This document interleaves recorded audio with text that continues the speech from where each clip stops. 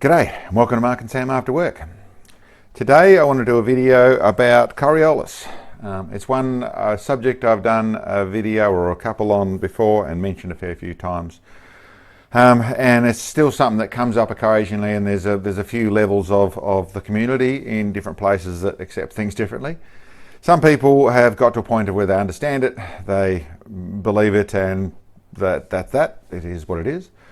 Other people seem to consider it a very mysterious, how can you possibly allow for it, must be really hard and complicated. There's the flat earther who doesn't believe, listen, I can't work with them, I'll leave that alone. There's people who believe that, okay, we're on a globe, we're on a sphere, that sort of stuff, but Coriolis doesn't exist, it doesn't matter. You shoot from point A from point B and it's not there at all.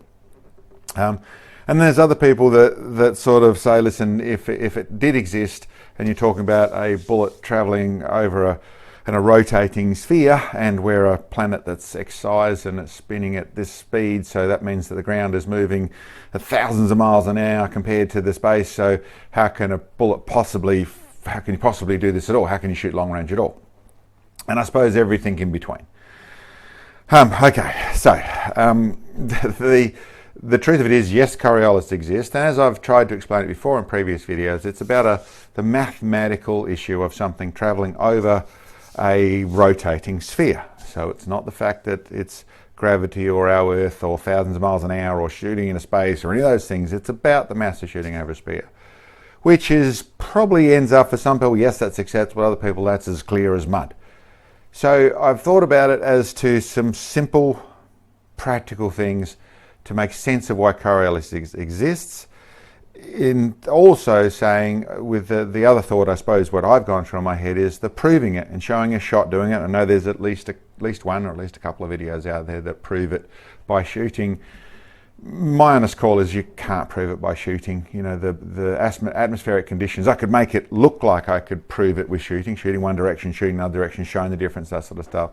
But the truth of it is, the conditions can do more than that, and that is the ultimate answer for Coriolis. It's something that I know exists because I understand the maths of it, but I can't prove it, and it is so small, the amount that it makes. Even over a very, very, very long shot, the difference is so small. The conditions and everything else affect things a lot more than Coriolis ever could. I still like to factor it in to try and make sure my data is accurate, and I still use to try and make sure I get cold bores as close as I can, that sort of stuff, but as much as understanding it. Proving it, no, it's not something I could do in a real sense with real honesty. Could I actually prove it in a shooting situation? But here's the basics, and this is something that maybe that if you are trying to talk to people about things and you're haven't got anything more to work with either, here's some basic fundamentals I want to go through of what Coriolis is. Just a part of it. It's a lot more complex than this, but this is a part of it which makes it very real. So what is that? Well, let's start with, I suppose, the first fundamental of Coriolis is actually a simple maths thing, which I suppose I first learned about in as a mechanic and talking about how a differential works. And that is that when you are going around something, that a small diameter versus a large diameter is that if you're going around at the same rotations per whatever it is, so on Earth we're talking about per day, but if you're going around the center diameter, things have to travel a lot slower than on the outside diameter. So on a differential, we need a differential so the two rear wheels can travel at different speeds. If you're racing someone and you're going around a corner, you're going to cut to the inside of the corner because that's a shorter distance than going to the outside of the corner. So that's a simple thing of when you're going around, the outside has to travel a lot faster than the inside because there's more distance to travel the further out you are. First bit of the equation. That's a no-brainer. We all know that. That's a physical thing. Next physical thing I would talk about is another thing that we factor in our lives all the time. But that is, if you're walking past the office doorway and you're trying to throw something into the bin, which is, let's say you're traveling at walking speed and you want to throw something into it, you will have known, or probably know, that if you throw directly at the bin, you're going to miss it, because if you're walking along and you throw, the shot's going to go wide. It's going to go forward of where, in the same direction you're traveling, is what it's going to miss the bin by. Or what's another way to put that?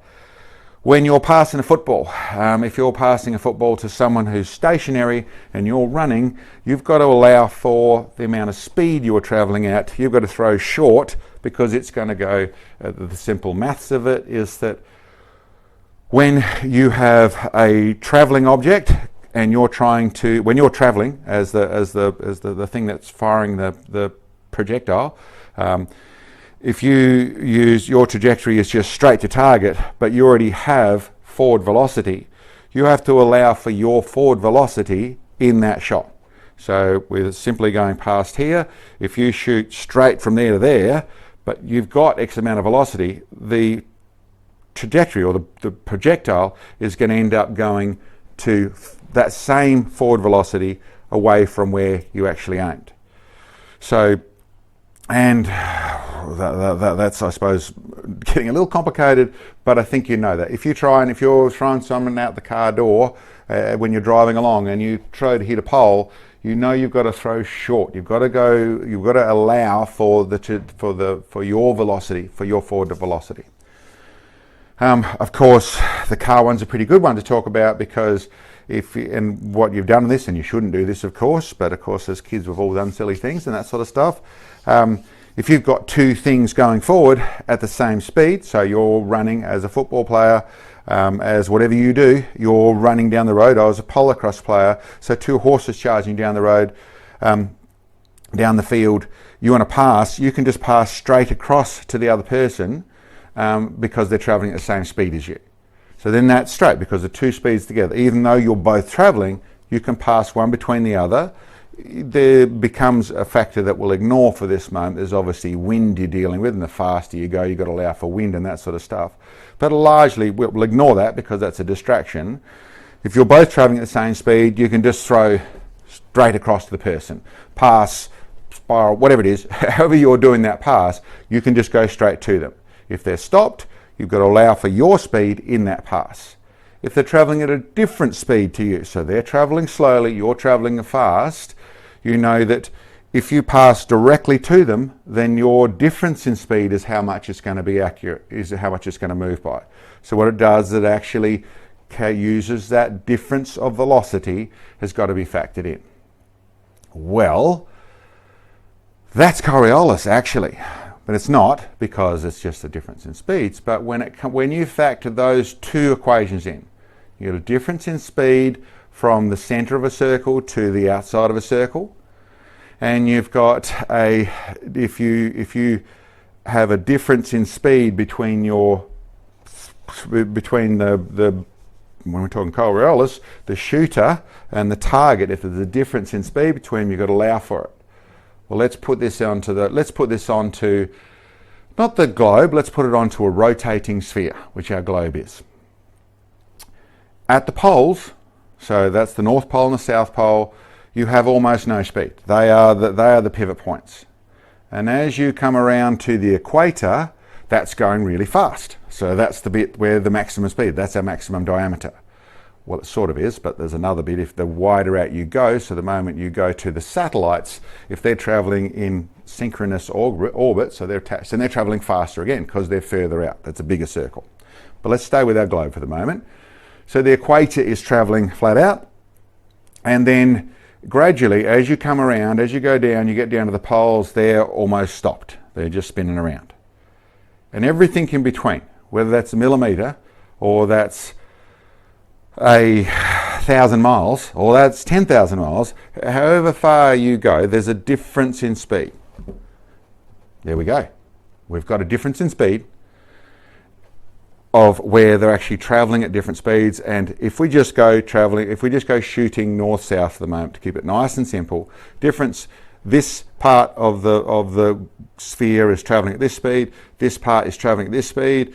There has to be a difference. It's that same thing. It's that going past that pole when you have a different speed. Going past that waste paper bucket in your office, when you throw it, if you throw straight at it, it's going to miss by your speed. Well, the same thing's happening with these differences in speed here. So I think that's a fairly simple basic thing. No drawings, a bit of waving arms around to try and explain that sort of stuff, but it's that simple thing. It's a difference in speed because it is a sphere, and that means that as it rotates, it has different speeds all the way out from the equator back to the poles. Like I said, there is a lot more to Coriolis. When we're just going east-west, when we're just going south-north or north-south, you just have the differences in speeds, where it's faster or slower of where you're aiming to. Once you change the angles, then that changes things as well. Then you've also got vertical Coriolis, which is where we're talking about where the further out things go, the difference the speeds get, and you've got acceleration and inertia factors and all sorts of things. So it's much more complicated than that. But the core of it is what I'm talking about, those difference in speeds with the fact the sphere has, even though it's all traveling in the same thing, it's actually traveling at different speeds. So I hope that makes some sense. I hope that is maybe you can wave your arms around when you're trying to explain to someone as well. But it comes down to that simple thing of, like I said, when you're trying to lob it in the wastepaper basket or you're trying to pass a football across the field, that you know you have to allow for it there, well, it's actually the same thing. So, listen, I hope that makes some sense. I hope that's worth some information to you. Maybe that can help you with some of those explanations. Yes, Coriolis is real. Yes, it is only in a very, very small level. So actually proving it in a real sense is very hard. Doesn't mean it's not real. That's a little bit of a lot of our world. It's more a case of understanding it. And like I said, I try and factor it in. I try and use it in places where to make sure my data is correct, to understand things, trying to help with first shot hits and that sort of stuff. It is such a small thing. Conditions are so much bigger thing. Anyway, guys, listen, I hope that's some worth to you. Thanks for checking in on us, and we'll catch you next time.